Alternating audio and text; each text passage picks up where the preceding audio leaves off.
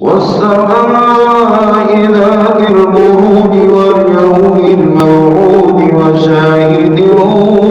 ومشهود قتل أصحاب الأخدود النار ذات الوقود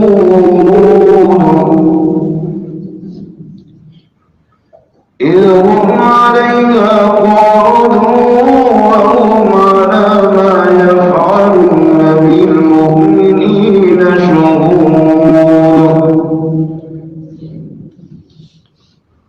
وما نقموا منهم إلا أن يؤمنوا بالله العزيز الحميد.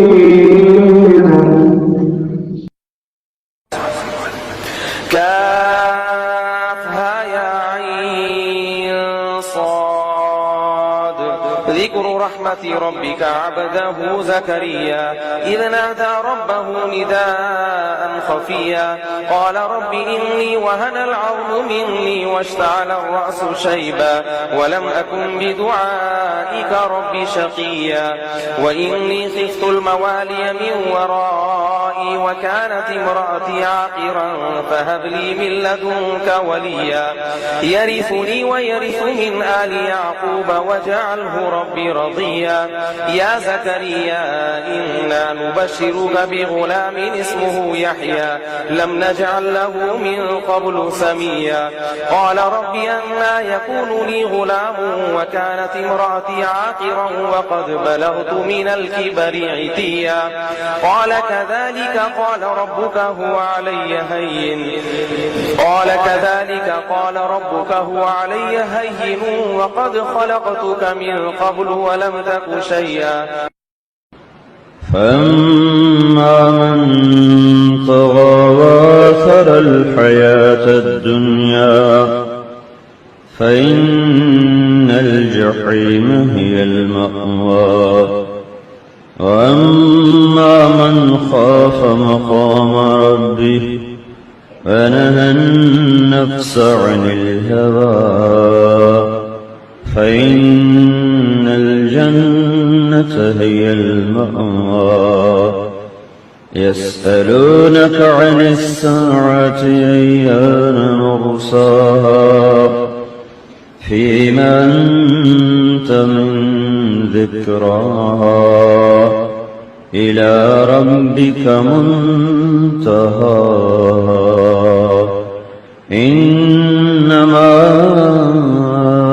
أنت منذر من يخشاها كأنهم يوم يرونها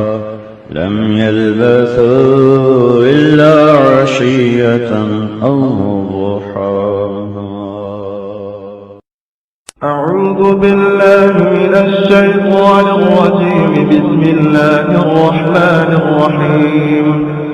تبارك الذي بيده الملك وهو على كل شيء قدير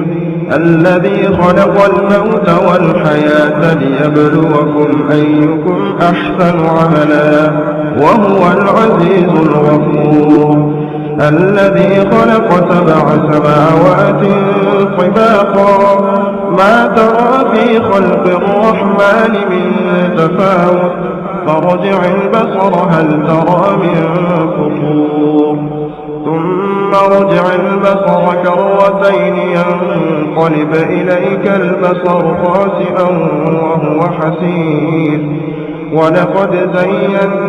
السماء الدنيا بمصابيح وجعلناها رجوما للشياطين وأعتدنا لهم عذاب السعير